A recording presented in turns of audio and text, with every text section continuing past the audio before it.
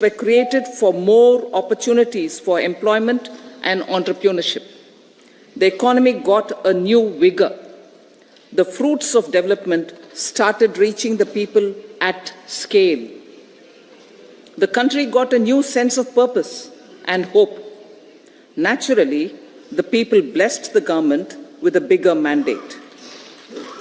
In the second term, our government, under the leadership of Honorable Prime Minister, doubled down on its responsibilities to build a prosperous country with comprehensive development of all people and all regions. Our government strengthened its mantra to Sabka Saath, Sabka Vikas and Sabka Vishwas. Our development philosophy covered all elements of inclusivity, namely social inclusivity through coverage of all strata of the society, and geographical inclusivity through development of all regions of the country. With the whole of nation approach of Sabka Prayas, the country overcame the challenges of once-in-a-century pandemic, took long strides towards Atmanirbhar Bharat, committed to Panch Pran, and laid solid foundations for the Amrit Kal. As a result, our young country has high aspirations, pride in its present, and hope and confidence for a bright future. We expect that our government, based on its stupendous work, will be blessed again by the people with a resounding mandate. Inclusive development and growth. Our humane and inclusive approach to development is a marked and deliberate departure from the earlier approach of provisioning up to village level. Development programs were thus provisioned.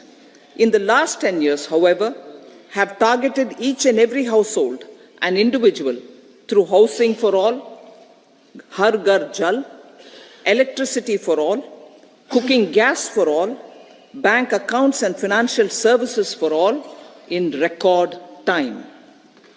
The worries about food have been eliminated through free ration for 80 crore people. Minimum support prices for the produce of Annadata are periodically increased appropriately. These and the provision of basic necessities have enhanced real income in the rural areas. Their economic needs could be addressed, thus spurring growth and generating jobs. Social justice.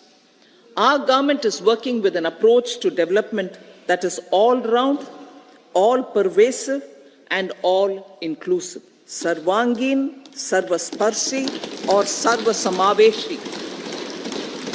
It covers all castes and people at all levels.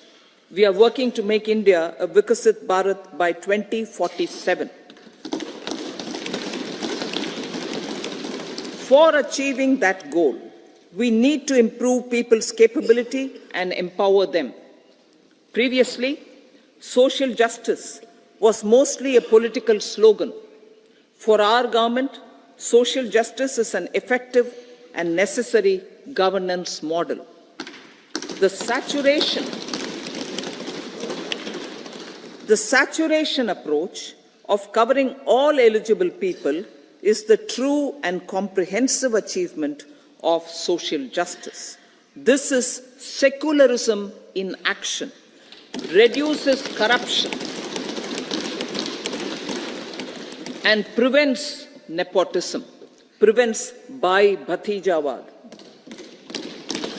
There is transparency and assurance that benefits are delivered to all eligible people. The resources are distributed fairly. All, regardless of their social standing, get access to opportunities. We are addressing systemic inequalities that had plagued our society. We focus on outcomes and not on outlays, so that the social economic transformation is achieved. As our Prime Minister firmly believes, we need to focus on 4 major castes. They are Garib, Mahilaye, Yuva and Annadata. Their needs, their aspirations and their welfare are our highest priority. The country progresses when they progress. All 4 require and receive government support in their quest to better their lives. Their empowerment and well-being will drive the country forward. Garib Kalyan, Desh Ka Kalyan. We believe in empowering the poor. The earlier approach of tackling poverty through entitlements had resulted in very modest outcomes. When the poor became empowered partners in the development process, government's power to assist them also increases manifold.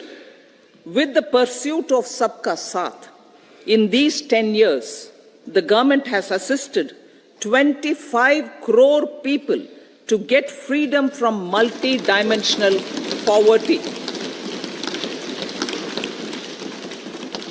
Our government's efforts are now getting synergized with energy and passion of such empowered people. This is truly elevating them from poverty. Direct benefit transfer of 34 lakh crore rupees from the government using PM Jan Dhan accounts has led to savings of 2.7 lakh crores of rupees for the government. This savings has been realized through avoidance of leakages prevalent earlier. The savings have helped in providing more funds for Garib Kalyan. PM Swanidhi has provided credit assistance to 78 lakh street vendors. From that total of 78 lakh street vendors, 2.3 lakh have received credit for the 3rd time. PM Janman Yojana reaches out to the particularly vulnerable tribal groups who have remained outside the realm of development so far. PM Vishwakarma Yojana provides end-to-end support to artisans and craftspeople engaged in 18 trades. The schemes for empowerment of Divyangs and transgender persons reflect firm resolve of our government to leave no one behind. Welfare of Annadata. Farmers are our Annadata. Every year under PM Kisan Samman Yojana, direct financial assistance is provided to 11.8 crore farmers, including marginal and small farmers. Crop insurance is given to 4 crore farmers under PM Fasal Bima Yojana. These, besides several other programs, are assisting Annadata in producing food for the country and for the world. Electronic National Agricultural Market has integrated 1,361 mandis and is providing services to 1.8 crore farmers with trading volume of 3 lakh crores of rupees. The sector is poised for inclusive, balanced, higher growth and productivity. These are facilitated from farmer-centric policies, income support, coverage of risks through price and insurance support, promotion of technologies and innovations through startups.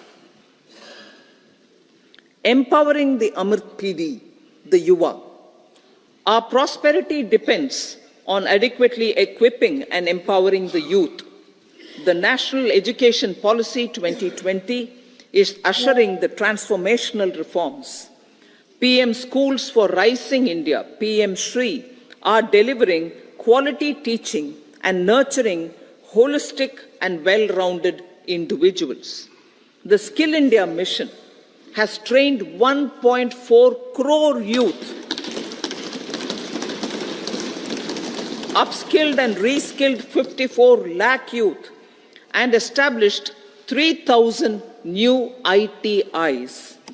A large number of institutions of higher learning, namely 7 IITs, 16 triple ITs, 7 IIMs, 15 AIMS, and 390 universities have been set up.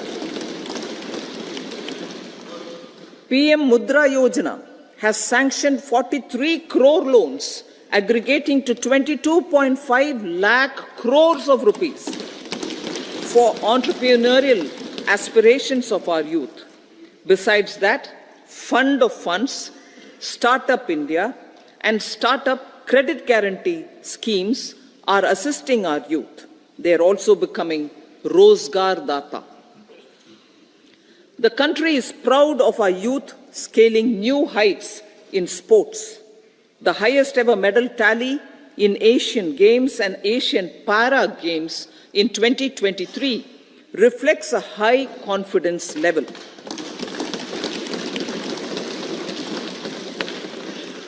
Chess prodigy and our #1 ranked player Pragnananda put up a stiff fight against the reigning world champion Magnus Carlsen in 2023. Today, India has over 80 chess grandmasters compared to little over 20 in 2010. Momentum for Nari Shakti, the empowerment of women through entrepreneurship, ease of living, and dignity for them has gained momentum in these 10 years. 30 crore Mudra Yojana loans have been given to women entrepreneurs. Female enrollment in higher education has gone up by 28% in 10 years. In STEM courses, girls and women constitute 43% of enrollment, one of the highest in the world. All these measures are getting reflected in the increasing participation of women in workforce. Making triple talaq illegal, reservation of 1/3 seats for women in the Lok Sabha and state assemblies, and giving over 70% houses under PM Awas Yojana in rural areas to women, and giving over 70% houses under PM Awas Yojana in rural areas to women as sole or joint owners have enhanced their dignity. Exemplary track record of governance, development, and performance. Besides delivering on high growth in terms of gross domestic product, the government is equally focused on a more comprehensive GDP, that is, governance, development, and performance. Our government has provided transparent, accountable, people-centric, and prompt, trust-based administration with citizen-first and minimum government, maximum governance approach. The impact of all-round development is discernible in all sectors. There is macroeconomic stability, including in the external sector. Investments are robust. The economy is doing well. People are living better and earning better, with even greater aspirations for future. Average real income of the people has increased by 50%. Inflation is moderate. People are getting empowered, equipped, and enabled to pursue their aspirations. There is effective and timely delivery of programs and of large projects. Economic management. The multi-pronged economic management over the past 10 years has complemented people-centric, inclusive development. Following are some of the major elements. 1. All forms of infrastructure, physical, digital, or social, are being built in record time.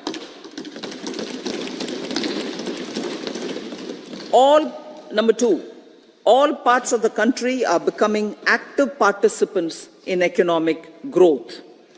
Number three, digital public infrastructure, a new factor of production in the 21st century, is instrumental in formalization of the economy. Number four, goods and services tax has enabled one nation, one market, one tax. Tax reforms have led to deepening and widening of tax base. Number five, strengthening of the financial sector has helped in making savings, credit, and investments more efficient. Number six, GIFT, IFSC, and the Unified Regulatory Authority, IFSCA, are creating a robust gateway for global capital and financial services for the economy. Number seven, proactive inflation management has helped keep inflation within the policy band. Now, the global context, Honorable Speaker, sir.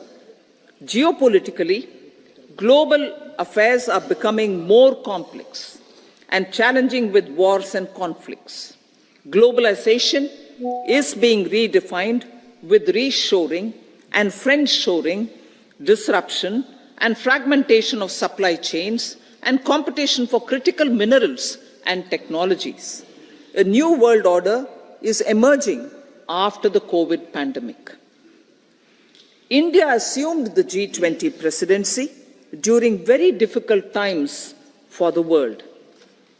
The global economy was going through high inflation, high interest rates, low growth, very high public debt, low trade growth, and climate changes.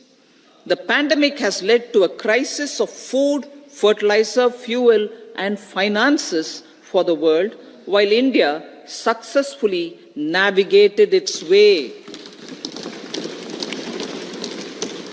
The country showed the way forward and built consensus on solutions for those global problems. The recently announced India-Middle East-Europe economic corridor is a strategic and economic game changer for India and others. In the words of Honorable Prime Minister, the corridor, and I quote, will become the basis of world trade for hundreds of years to come, and history will remember that this corridor was initiated on Indian soil, unquote. Vision for Vikasit Bharat.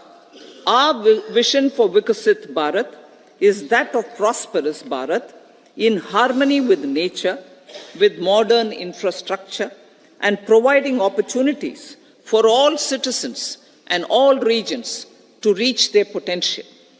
With confidence arising from strong and exemplary track record of performance and progress, earning Sabka Vishwas, the next 5 years will be years of unprecedented development and golden moments to realize the dream of developed India by 2047. The trinity of demography, democracy, and diversity, backed by Sabka Prayas, has the potential to fulfill aspirations of every Indian. As Honorable Prime Minister in his Independence Day address to the nation mentioned, I quote, there is no dearth of opportunities, as many opportunities as we want. The country is capable of creating more opportunities. Sky is the limit, unquote. Strategy for Amrit Kal. Our government will adopt economic policies that foster and sustain growth, facilitate inclusive and sustainable development, improve productivity, create opportunities for all, help them enhance their capabilities, and contribute to generation of resources to power investments and fulfill aspirations. Guided by the principle, reform, perform, and transform, the government will take up next generation reforms and build consensus with the states and stakeholders for effective implementation. It is an important policy priority for our government to ensure timely and adequate finances, relevant technologies, and appropriate training for the micro, small, and medium enterprises, MSMEs, to grow and also compete globally. Orienting the regulatory environment to facilitate their growth will be an important element of this policy mix. Aligning with the Panchamrit goals, our government will facilitate sustaining high and more resource-efficient economic growth. This will work towards energy security in terms of availability, accessibility, and affordability. For meeting the investment needs, our government will prepare the financial sector in terms of size, capacity, skills, and regulatory framework. Aspirational Districts Program. Our government stands ready to assist the states in faster development of aspirational districts and blocks, including generation of ample economic opportunities. Development of the East. Our government will pay utmost attention to make the eastern region and its people a powerful driver of India's growth. PM Awas Yojana Gramin. Despite the challenges due to COVID, implementation of PM Awas Yojana Gramin continued, and we are close to achieving the target of 3 crore houses. 2 crore more houses will be taken up in the next 5 years to meet the requirement arising from increase in the number of families. Rooftop solarization and Muft Bijli. Through rooftop solarization, 1 crore households will be enabled to obtain up to 300 units free electricity every month. This scheme follows the resolve of Honorable Prime Minister on the historic day of consecration of Sri Ram Mandir in Ayodhya. Following benefits are expected. Savings up to 15 to 18,000 rupees annually for households from free solar electricity and selling the surplus to the distribution companies. Charging of electric vehicles. Entrepreneurship opportunities for a large number of vendors for supply and installation. Employment opportunities for the youth with technical skills in manufacturing, installation, and maintenance. Housing for middle class. Our government will launch a scheme to help deserving sections of the middle class, and I quote from Honorable Prime Minister's words, living in rented houses or slums or chawls and unauthorized colonies, unquote, to buy or build their own houses. Medical colleges. Several youth are ambitious to get qualified as doctors. They aim to serve our people through improved healthcare services. Our government plans to set up more medical colleges by utilizing the existing hospital infrastructure under various departments. A committee for this purpose will be set up to examine the issues and make relevant recommendations. Cervical cancer vaccination. Our government will encourage vaccination for girls in the age group of 9 to 14 years for prevention of cervical cancer. Maternal and child health care. Various schemes for maternal and child care will be brought under one comprehensive program for synergy in implementation. Upgradation of Anganwadi centers under Saksham Anganwadi and Poshan 2.0 will be expedited for improved nutrition delivery, early childhood care and development. The newly designed U-Win platform for managing immunization and intensified efforts of Mission Indradhanush will be rolled out expeditiously throughout the country. Ayushman Bharat. Healthcare cover under Ayushman Bharat scheme will be extended to all ASHA workers, to all Anganwadi workers and helpers. Agriculture and food processing. The efforts of value addition in agriculture sector and boosting farmers' incomes will be stepped up. Pradhan Mantri Kisan Sampada Yojana has benefited 38 lakh farmers and generated 10 lakh employment. Pradhan Mantri Formalization of Micro Food Processing Enterprises Yojana has assisted 2.4 lakh SHGs and 60,000 individuals with credit linkages. Other schemes are complementing the efforts for reducing post-harvest losses and improving productivity and incomes. For ensuring faster growth of the sector, our government will further promote private and public investment in post-harvest activities, including aggregation, modern storage, efficient supply chains, primary and secondary processing and marketing and branding. Nano DAP. After the successful adoption of nano urea, application of nano DAP on various crops will be expanded in all agroclimatic zones. Atmanirbhar Oil Seeds Abhiyan. Building on the initiative announced in 2022, a strategy will be formulated to achieve Atmanirbharta for oil seeds such as mustard, groundnut, sesame, soya bean and sunflower. This will cover research for high-yielding varieties, widespread adoption of modern farming techniques, market linkages, procurement, value addition, and crop insurance. Dairy development.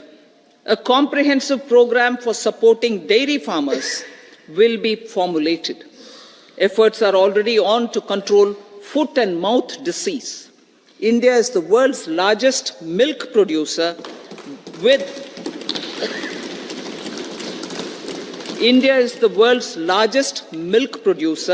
but with low productivity of milch animals.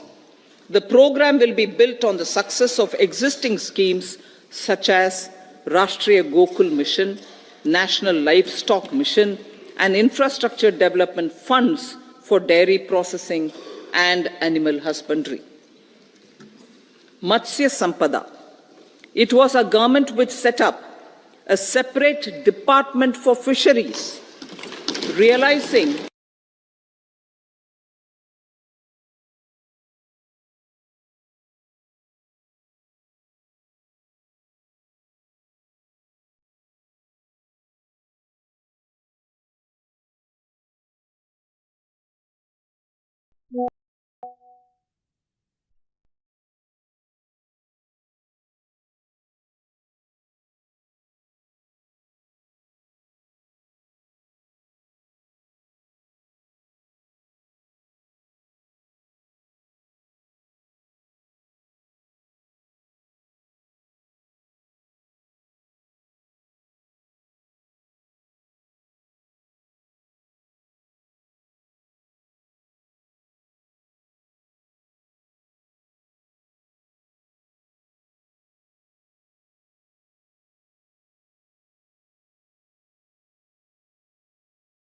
SHGs, 83 lakh SHGs with economic landscape, with empowerment and self-reliance.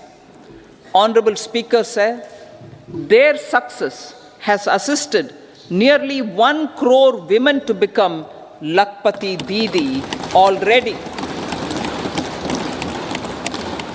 They are an inspiration to others. Their achievements will be recognized through honoring them.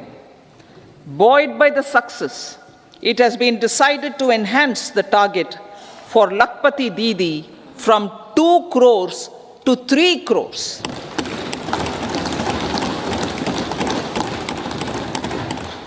Technological changes, new age technologies and data are changing the lives of people and businesses. They are also enabling new economic opportunities and facilitating provision of high-quality services at affordable prices for all, including those at the bottom of the pyramid. Opportunities for India at the global level are expanding. India is showing solutions through innovation and entrepreneurship of its people. Research and innovation for catalyzing growth, employment, and development. Prime Minister Shastri, Prime Minister Lal Bahadur Shastri gave the slogan of Jai Jawan, Jai Kisan. Prime Minister Vajpayee, Atal Bihari Vajpayee ji, made that Jai Jawan, Jai Kisan, Jai Vigyan. Prime Minister Modi has furthered that to Jai Jawan, Jai Kisan, Jai Vigyan and Jai Anusandhan, as innovation is the foundation of development. For our tech-savvy youth, this will be a golden era. A corpus of 1 lakh crore rupees will be established with 50-year interest-free loan provided. The corpus will provide long-term financing or refinancing with long tenors and low and or nil.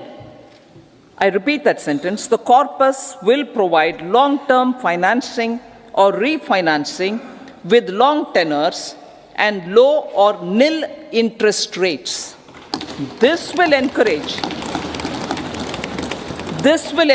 the private sector to scale up research and innovation significantly in sunrise domains. We need to have programs that combine the powers of our youth and technology. A new scheme will be launched for strengthening deep tech technologies for defense purposes and expediting Atmanirbharta. Infrastructure development. Building on the massive tripling of the capital expenditure outlay in the past 4 years, resulting in huge multiplier impact on economic growth and employment creation, the outlay for the next year is being increased by 11.1% to 11,111 crore rupees. This would be 3.4% of our GDP. Railways. 3 major railway corridor programs will be implemented. These are energy, mineral and cement corridor. Number 2, port connectivity corridors. And number 3, high traffic density corridors. The projects have been identified under the PM Gati Shakti for enabling multimodal connectivity. They will improve logistics efficiency and reduce cost. The resultant decongestion of the high traffic corridors will also help in improving operations of passenger trains, resulting in safety and higher travel speed for passengers. Together with dedicated freight corridors, these 3 economic corridor programs will accelerate our GDP growth and reduce logistic costs.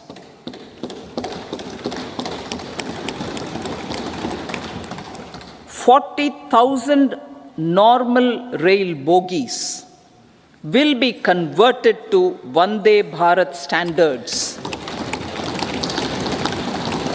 to enhance safety, convenience, and comfort of passengers. Aviation sector. The aviation sector has been galvanized in the past 10 years. Number of airports have doubled to 149. Rollout of air connectivity to Tier 2 and Tier 3 cities under UDAN scheme has been widespread. 517 new routes are carrying 1.3 crore passengers. Indian carriers have proactively placed orders for over 1,000 new aircrafts. Expansion of existing airports and development of new airports will continue expeditiously. Metro and Namo Bharat. We have a fast expanding middle class and rapid urbanization is taking place. Metro rail and Namo Bharat can be the catalyst for the required urban transformation. Expansion of these systems will be supported in large cities, focusing on transit-oriented development. Green energy. Towards meeting our commitment for net zero by 2070, the following measures will be taken. Viability gap funding will be provided for harnessing offshore wind energy potential for initial capacity of 1 gigawatt. Coal gasification and liquefaction capacity of 100 metric tons will be set up by 2030. This will also help in reducing imports of natural gas, methanol, and ammonia. Phased mandatory blending of compressed biogas in compressed natural gas for transport and piped natural gas for domestic purposes will be mandated. Financial assistance will be provided for procurement of biomass aggregation machinery to support collection. Electric vehicle ecosystem. Our government will expand this and strengthen the e-vehicle ecosystem by supporting manufacturing and charging infrastructure. Greater adoption of e-buses for public transport networks will be encouraged through payment security mechanism. Biomanufacturing and biofoundry. For promoting green growth, a new scheme of biomanufacturing and biofoundry will be launched. This will provide environment-friendly alternatives such as biodegradable polymers, bioplastics, biopharmaceuticals, and bioagri inputs.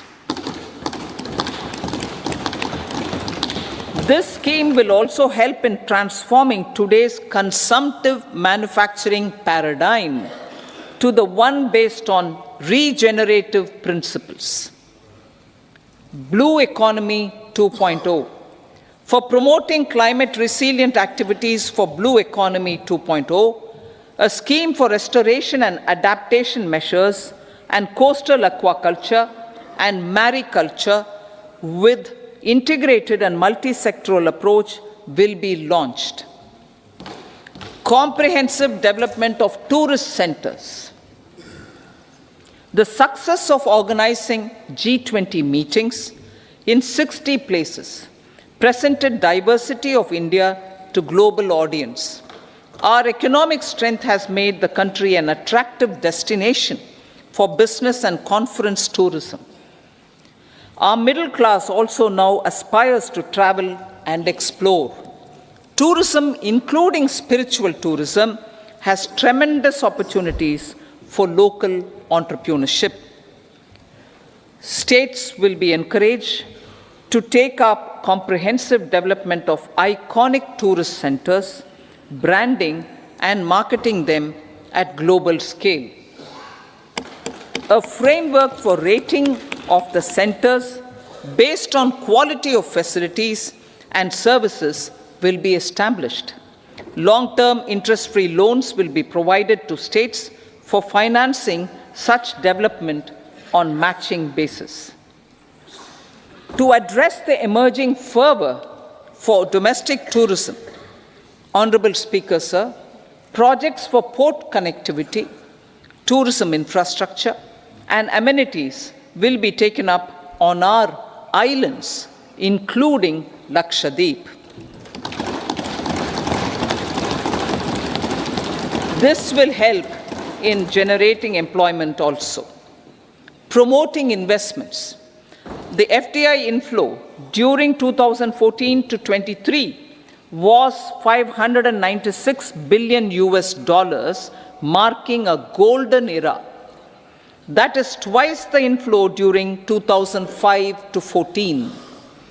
For encouraging sustained foreign investment, we are negotiating bilateral investment treaties with our foreign partners in the spirit of First Develop India. FDI is First Develop India. Reforms in the states for Vikasit Bharat. Many growth and development enabling reforms are needed in the states for realizing the vision of Vikasit Bharat. A provision of 75,000 crore rupees as 50-year interest-free loan is proposed this year to support those milestone-linked reforms by the state governments. Societal changes. The government will form a high-powered committee for an extensive consideration of the challenges arising from fast population growth and demographic changes. The committee will be mandated to make recommendations for addressing these challenges comprehensively in relation to the goal of Vikasit Bharat. Amrit Kal as Kartavya Kal. Our government stands committed to strengthening and expanding the economy with high growth and to create conditions for people to realize their aspirations. Honorable Prime Minister in his Independence Day address to the nation in the 75th year of our Republic said, and I quote, "We commit ourselves to national development with new inspirations, new consciousness, new resolutions as the country opens up immense possibilities and opportunities. It is our Kartavya Kal." Unquote. Every challenge of the pre-2014 era was overcome through our economic management and our governance. These have placed the country on a resolute path of sustained high growth. This has been possible through right policies, true intentions, and appropriate decisions. In the full budget in July, Honorable Speaker, our government will present a detailed roadmap for our pursuit of Vikasit Bharat.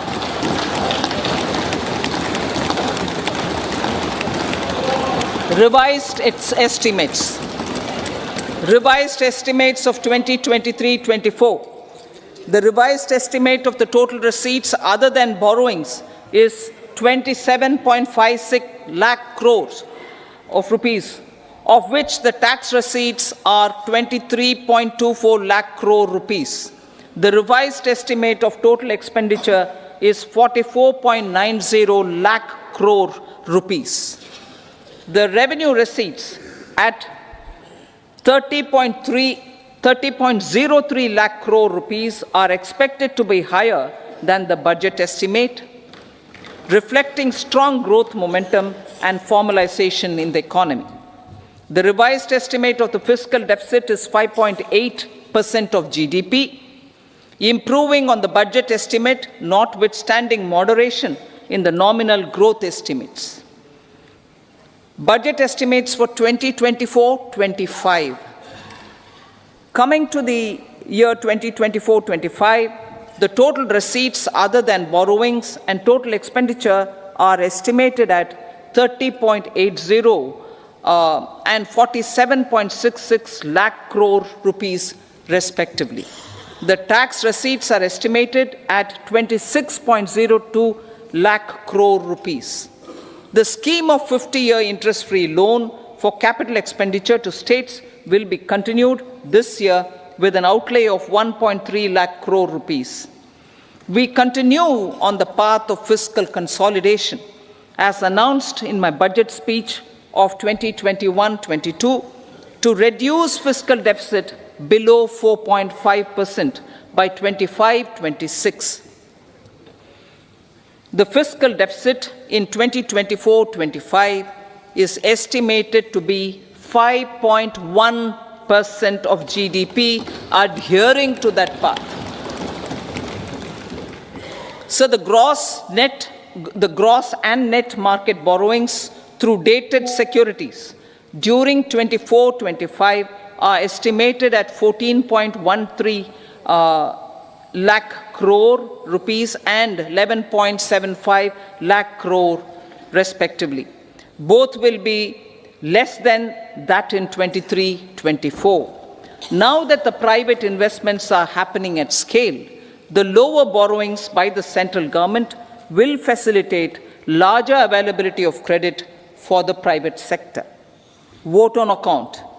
I'll be seeking vote on account approval of the Parliament through the appropriation bill for a part of the financial year 2024-25.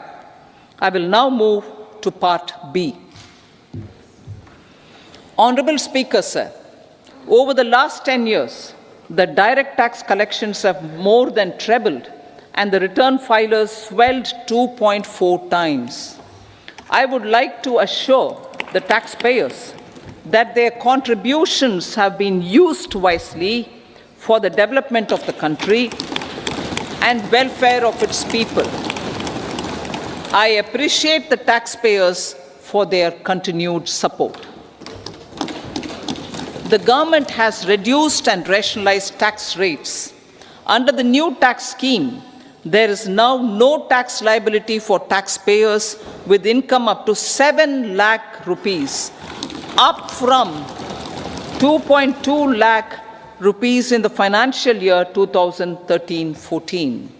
The threshold for presumptive taxation for retail businesses was increased from 2 crores to 3 crores. Similarly, the threshold for professionals eligible for presumptive taxation was increased from 50 lakh rupees to 75 lakh rupees. Also, corporate tax rate was decreased from 30% to 22% for existing domestic companies and to 15% for certain new manufacturing companies. Honourable Speaker, sir, in the last 5 years, our focus has been to improve taxpayer services. The age-old jurisdiction-based assessment system was transformed with the introduction of faceless assessment and appeal, thereby imparting greater efficiency, transparency, and accountability. Introduction of updated income tax returns, a new Form 26AS, and pre-filling of tax returns have made filing of tax returns simpler and easier. Average processing time of returns has been reduced from 93 days in the year 2013-14 to a mere 10 days this year, thereby making refunds faster. Indirect taxation. By unifying the highly fragmented indirect tax regime in India, the GST has reduced the compliance burden on trade and industry. The industry has acknowledged the benefits of GST. According to a recent survey conducted by a leading consulting firm, 94% of industry leaders view the transition to GST as largely positive.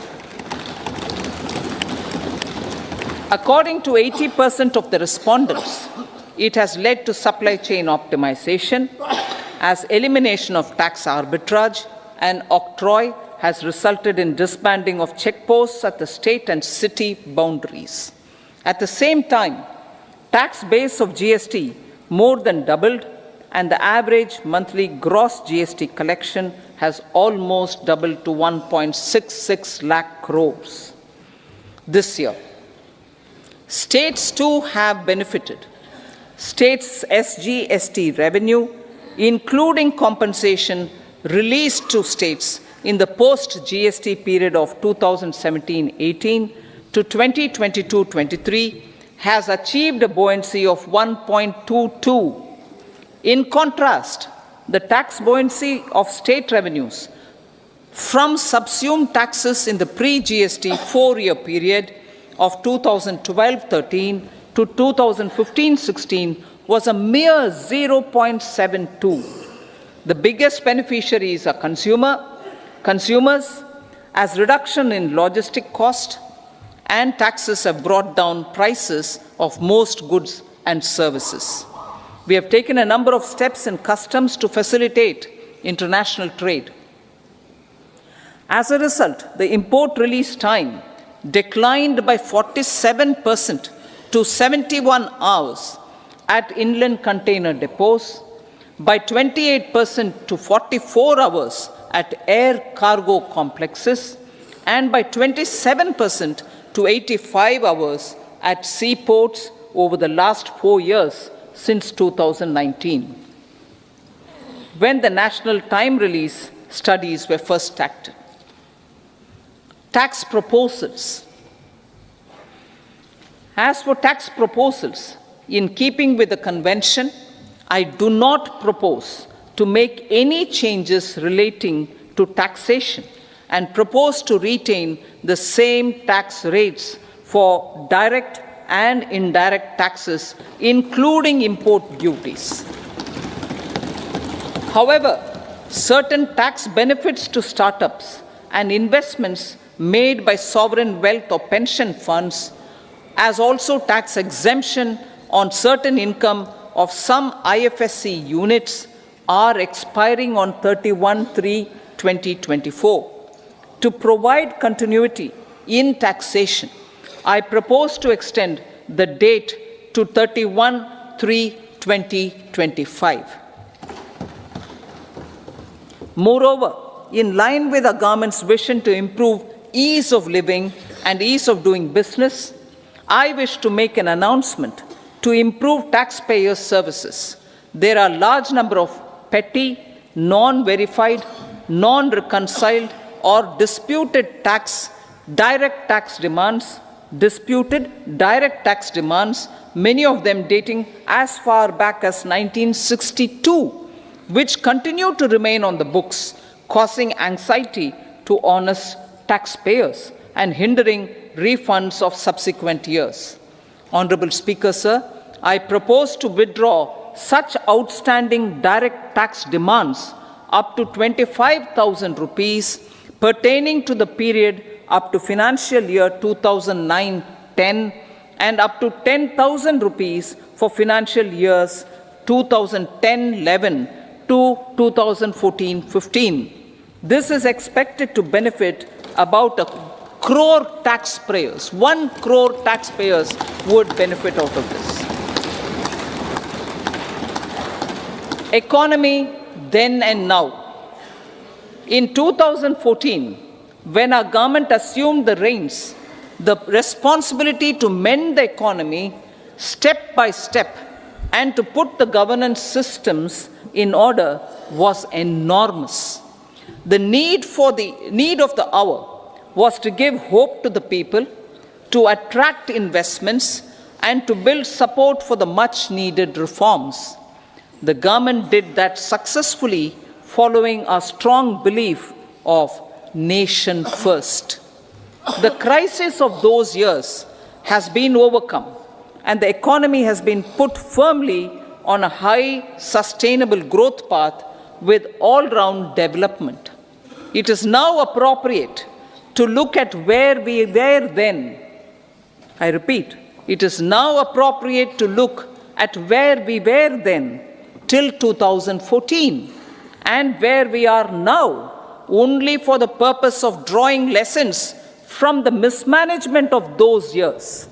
The government will lay a white paper on table of the House.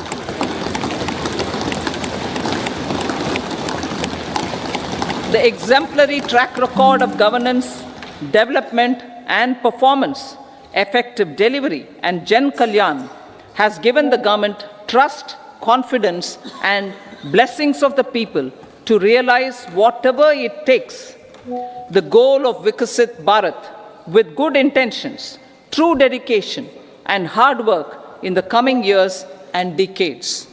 With this, Honorable Speaker, I commend the interim budget to this august House. Jai Hind.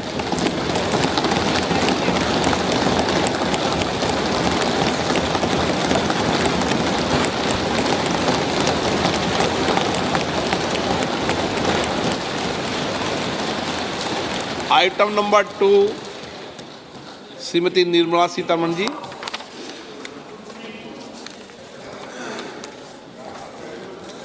So, with your permission, I rise to lay on the table the following statements under Section 3(1) of the Fiscal Responsibility and Budget Management Act 2003, Medium-Term Fiscal Policy cum Fiscal Policy Strategy Statement and Macroeconomic Frame for leave to introduce the Finance Bill 2024. प्रश्न ये है कि विधेयक को पुनर्स्थापित करने की अनुमति प्रदान की जाए। जो सदस्य इसके पक्ष में हाँ कहें, जो सदस्य विरोध में ना कहें। मेरे विचार में निर्णय हाँ वालों के पक्ष हुआ। हाँ वालों के पक्ष हुआ। माननीय मंत्री जी, विधेयक को पुनर्स्थापित करें। So I introduce the bill. सभा की कार्रवाई शुक्रवार दिनांक 2 फरवरी 2024 को प्राप्त 11 बजे तक के लिए स्थगित। वित्त मंत्री जी।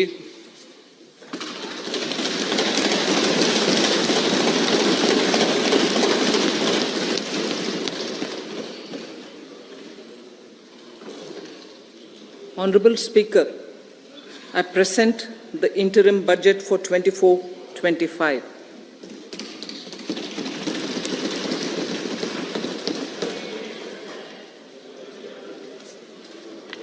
The Indian economy has witnessed profound positive transformation in the last 10 years. The people of India are looking ahead to the future with hope and optimism. With the blessings of the people, when our government, under the visionary and dynamic leadership of Honorable Prime Minister Shri Narendra Modi, assumed office in 2014, the country was facing enormous challenges.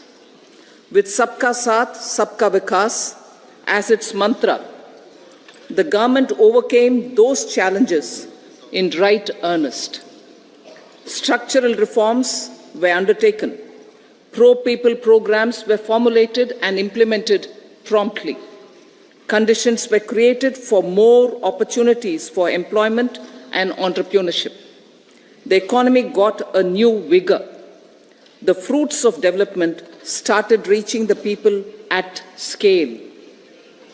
The country got a new sense of purpose and hope. Naturally, the people blessed the government with a bigger mandate. In the second term, our government, under the leadership of Honorable Prime Minister, doubled down on its responsibilities to build a prosperous country with comprehensive development of all people and all regions.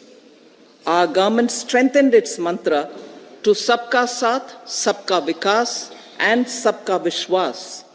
Our development philosophy covered all elements of inclusivity, namely social inclusivity through coverage of all strata of the society, and geographical inclusivity through development of all regions of the country. With the whole of nation approach of Sabka Prayas, the country overcame the challenges of once-in-a-century pandemic, took long strides towards Atmanirbhar Bharat, committed to Panch Pran, and laid solid foundations for the Amrit Kal. As a result, our young country has high aspirations, pride in its present, and hope and confidence for a bright future. We expect that our government, based on its stupendous work, will be blessed again by the people with a resounding mandate. Inclusive development and growth. Our humane and inclusive approach to development is a marked and deliberate departure from the earlier approach of provisioning up to village level. Development programs were thus provisioned.